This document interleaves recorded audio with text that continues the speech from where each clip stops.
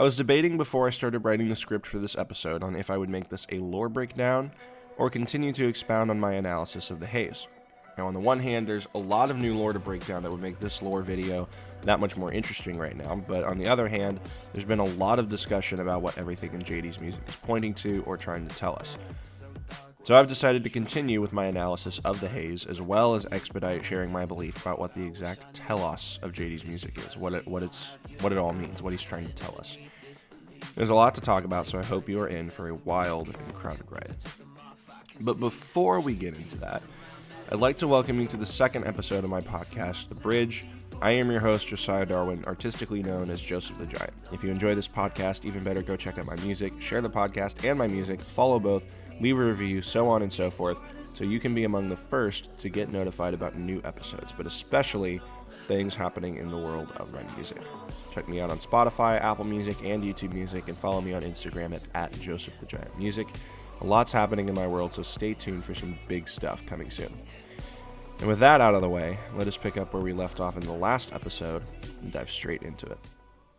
Now, while I'm fully aware that Modern Era has a music video, for purposes of organization, I will be focusing on the lyrics and will cover that and other music videos in my fuller analysis of the lore coming soon. The song opens with a voice that still never fails to send chills down my spine when I hear it. It's a clandestine and malicious welcome to the modern era. Shortly thereafter, we receive our first chorus. Quote, "Hypnotized, it'll be just fine. Just don't think twice. You can be anything you want." The listener or intended recipient of this message is being lulled into a false sense of airy comfort, broken by the clarification, quote, "But don't be that guy." JD's lyricism and intention never cease to amaze me. This part is not scripted. I just gotta get into this a little bit more. This is the mindset of so many people in our culture, on whatever side of politics or religion you are on.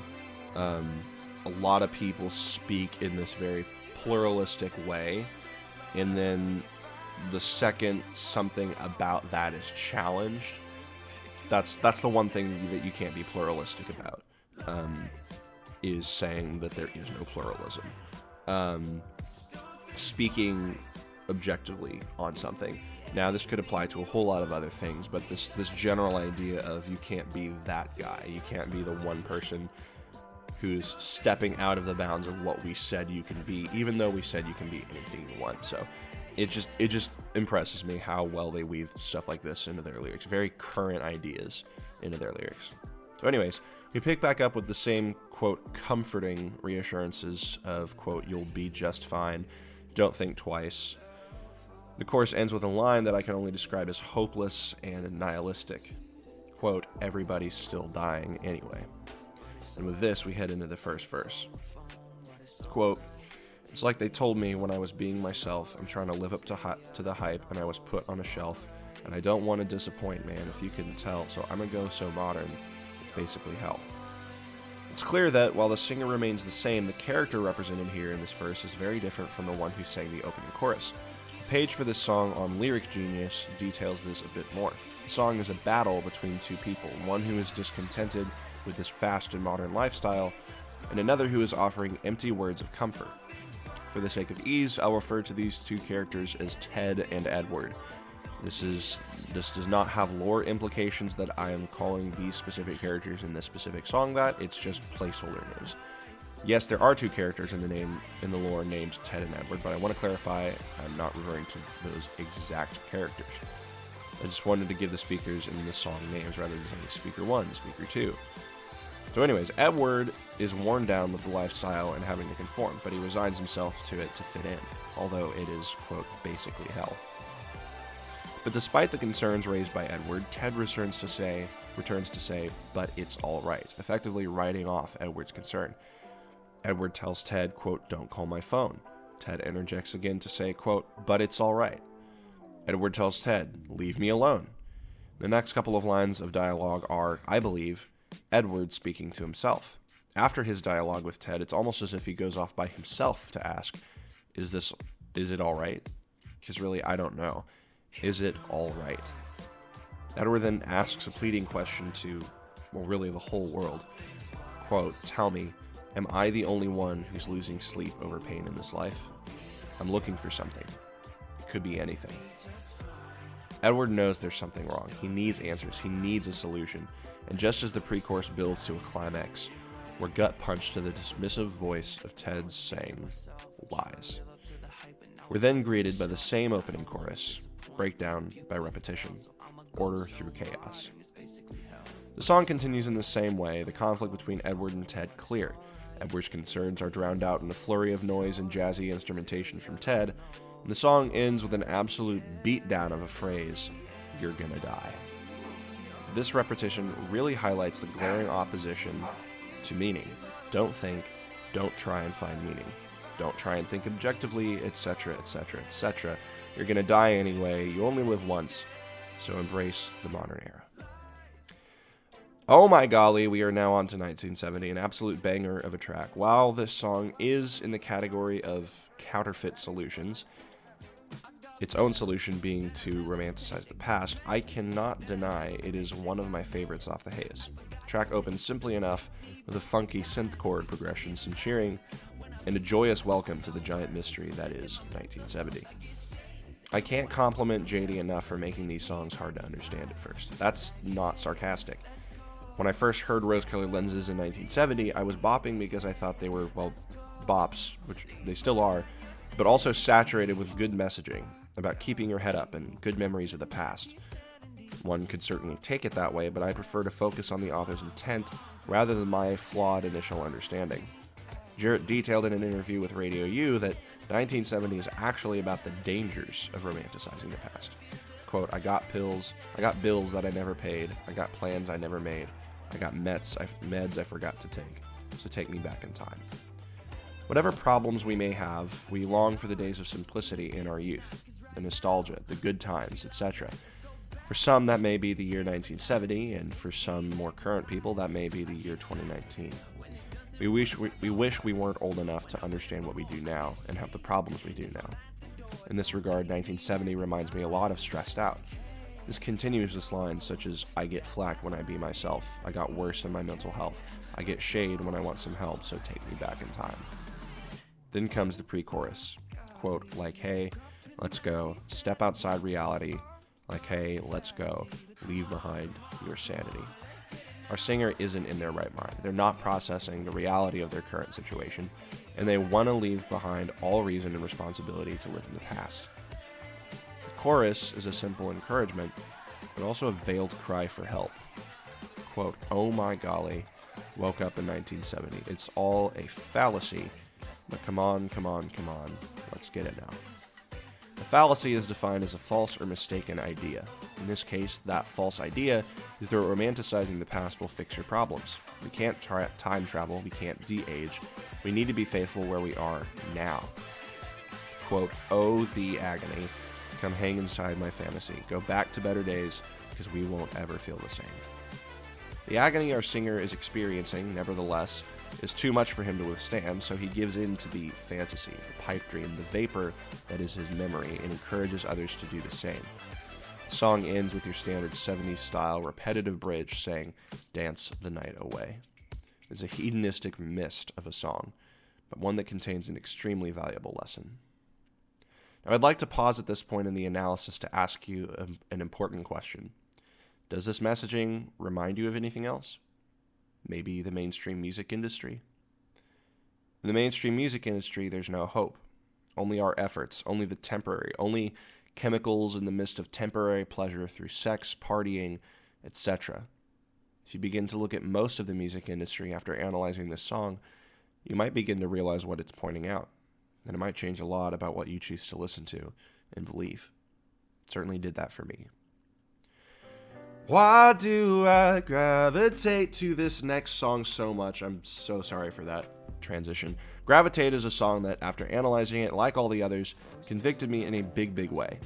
While most will take this as a more literal account of a toxic relationship, I believe it goes way deeper than that. In fact, I believe To My Grave is about the same thing. They are, interestingly enough, in the same key.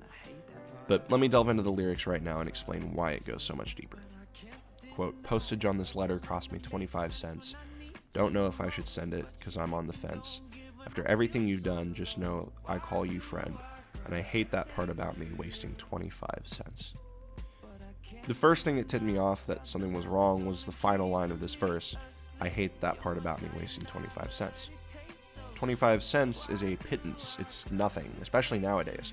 So what's so wrong with spending 25 cents to send a letter? Well, let's move back a little bit. The line, after everything you've done, just know I call you friend. This line is about addiction, an almost Stockholm Syndrome mentality. This person has done something to him that despite it, he's still sticking with him. In Gravitate and To My Grave, there's this defense of whatever is hurting our singer, as if, despite the hardship and destruction it has caused, it's still held close to our singer's heart. This dilemma, in turn, makes it difficult for the singer to send a simple letter without worrying. Quote, don't know if I should send it because I'm on the fence. So then we move into the chorus, where the toxicity becomes clear. Quote, I can't deny, you're the one that makes sense when I need you most.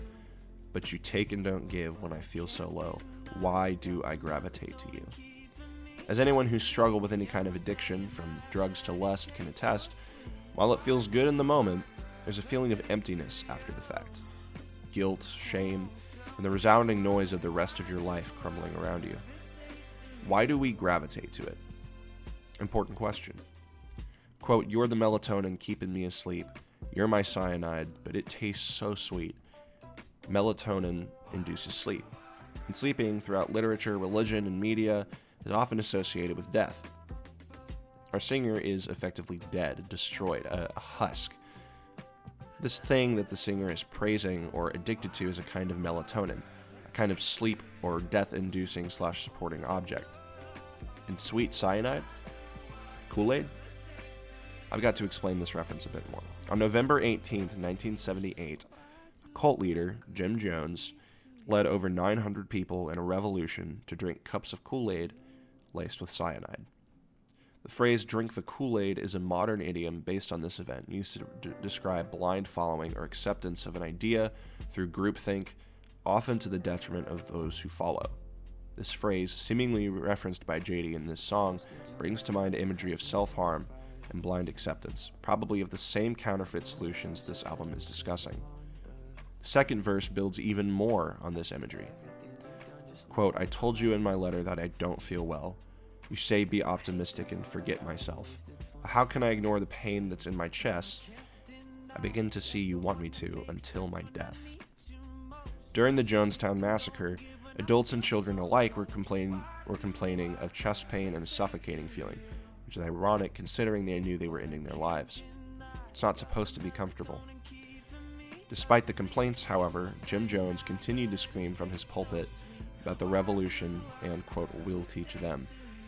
The pain wasn't ignorable, but Jim Jones kept them enduring until death. This object of pain for a singer isn't just inanimate. It has a goal, a purpose, one that is malicious, self-serving, and hates the good with all passion, and wants us to endure our suffering until death, at which point there's no hope for coming back, and it claims us as our own, as its own. The rest of the song continues as previously, repeating the chorus and then heading into some quite expert scatting and instrumentalism, but I won't repeat myself on the rest of them. My Oh My, Candy is an interesting, but also kind of awkward song. On the one hand, it reads like any mainstream love song, but like any mainstream love song, it presents a counterfeit solution, this time in lust and passion. Quote, I've got a feeling that we think the same, so baby, I'ma just say it and I won't feel no shame. You got that look in your eyes and you keep on staring. I'm not good at reading looks, but to me, you want to get married. This Gaston-esque series of lines reveals something about the nature of the song. It's about passion, it's about lust, it's about being forward and leaning into the dirty in a way that's not meant to be. As any guy or gal may know, it's really easy to misjudge someone's feelings for you, especially if you have feelings for them. This person may be one you know personally, or, unfortunately, one on a screen, in a situation you've created in your mind. Either way, it's detrimental. Quote, first things first, I don't hand my last name out like it's candy, but you can take it now in a heartbeat, baby. I just want to know what's on your mind, but I'll let you into mine. Say what you want about the romanticism and poetry of it, but throwing yourself into a relationship because of some kind of this is the one passion is a very bad idea. On the one hand, the singer is acknowledging the fragile and sacred nature of marriage, but he's abandoning caution because his feelings are so strong. This is an unwise move and a fundamental issue. It's all I can do right now, not to explain the ideology behind all of this just yet, but I promise I'm going to get there soon. Quote, I just want to know what's on your mind, that I'll let you into mine. Anyone who's ever had a crush or been in a relationship where you're head over heels knows the feeling of wanting emotional intimacy too early. While emotional transparency is important, it thrives through commitment. If the relationship is new and not grounded, that emotional intimacy will get ripped away when the relationship ends, taking your heart and well-being with it. Quote, hey, you with the pretty face, I hope you're free for the rest of your days, because I got nothing else planned but forever with you. Notice that throughout the song, the sole virtue of this individual is that they're beautiful and really nothing else. Sorry, love at first sight without the proper context is actually a bad idea. This is a leap, and a dangerous one at that. Quote, put your lips on mine, and I'll put a rock on your finger. This part may be overanalysis, but bear with me for a second. The order of the lyrics here suggests consummation before commitment, intimacy before marriage, however little that may be. Yet again, pouring yourself into a relationship prior to the right kind of commitment can lead to emotional wreckage later on should the relationship end. It also seems as if it's an exchange between a kiss and marriage, very transactional, something love ought not be. Quote, 'cause she dressed so smooth, but there's one thing wrong, it's that she ain't got a white dress on to make it up. This echoes the sentiment about commitment. This white dress obviously symbolizes marriage, and it seems that the dilemma for the singer is that while this person is beautiful, they're not committed. This may even be directed toward promiscuity. Quote, she's got that look in her eyes, but she keeps on staring, so come on, girl. You know you could kill me with that look. This individual is seemingly seductive, and this line, when taken in context about how this girl doesn't have a white dress on, should set off some alarm bells. Here goes the singer jumping into something where the seductress, no white dress, no commitment. This song is about the world solution drowning oneself in passion and lust, and this is supported by the repeated lines about quick physical escalation in marriage, fixation on individuals' looks, and the impulsive tone throughout. So now we come to the final song in the series of Counterfeit Solutions, and that is Medication. This song is the first direct and most explicit mention of JD's faith, and that will make a perfect transition into my final analysis video that will be coming out here in the next couple of days, hopefully. There's a lot to unpack with this, so let's not waste any more time. Quote, tripping on drugs, I think my faith is weak. Tell me, am I only a chemical deficiency? Popping some pills just to cure anxiety. It never meets my needs. I need your company. I feel low when I'm tripping on drugs. This asks an essential question about our humanity and the reason for things like depression and anxiety. Are we just chemical deficiencies? Are we just biology? Or do we lack something more than an antidepressant? It seems like JD thinks so, because they acknowledge that it never meets my needs. I need your company. Quote, a little bit overbearing, my lack of serotonin will tend to shift my focus. JD is acknowledging the clinical nature of mental health and depression, but this and the next line seem to indicate there's something more at play. Quote, I think about your words. Tell me if I'm overstepping. Is my closeness to the heavens where I find diagnosis? Yes, there's a clinical aspect, but what about the spiritual? Are we focusing on the wrong thing? Have we become so convinced of ourselves as mere animals that we can't fathom the spiritual connection? Quote, if it's all about trust, then I'm messing this up once again. Am I doing this right? The next verse talks about shame, and again about how our modern thought has reduced humans to a mere machine that needs to be lubricated. Quote, not confident in my ability to represent your divinity when I'm stressed and filled with anxiety, because I love society. Turning to society solutions and stress and anxiety makes one feel unworthy of the guidance and grace of a God who can do all things because we believe we are unhelpable, and we've substituted him with a pill. Quote, they say it's just my maturity. They say it's just my conformity. I guess there's something wrong with me. They, in this case, are the group that totally disregards the medical aspect of mental health, reducing it to a mere spiritual matter. I'm not as educated on mental health as I probably ought to be, but I do understand the frustration with someone who reduces your pain to a simple cheer up or have more faith. Because of this constant push and pull of input, one may feel as if they're beyond help, spiritually and physically broken, beyond repair. Quote, I never thought that it would be my name on this bottle of encapsulated shame. I never thought I'd have to medicate for lack of faith and pills to compensate. But you don't mind. None of us ever think we'll reach the same low point we see others reach. We feel shame when we do. We worry that medicating means we just don't have the right amount of faith. In some ways, this is an illegitimate concern. There indeed may be reasons to take medication as a regular tool or a crutch. But as a lifeline? There's a reason that a song with a name as on the nose as medication is in the section of the album detailing the counterfeit solutions to our brokenness. Despite all of this internal struggle, quote, you don't mind, this you is seemingly God, the being who shows grace in struggle and is faithful and just to forgive us while also helping us grow. And that concludes my analysis on the counterfeit solutions of the Haze. I hope you've enjoyed this video. I've already written the script for the final video in this trilogy, and I cannot wait to record and release it to y'all. Maybe this last song has given you an idea of where this is all going, but I assure you that it goes even deeper than you're probably thinking right now. Again, I hope you enjoyed this video, and if it's not clear enough by this time, after 2 videos, I highly encourage you to go listen to JD. Their music is like nothing else I've ever seen or heard, both in style and message, and I hope that it helps and encourages you as much as it has helped and encouraged me. Tear the veil. Keep seeking the sun. Don't forget to subscribe, like, share, and check out my other platforms related to my music. I'll have those linked down below, all that under my artist name, Joseph the Giant. God bless you all, and have a lovely day.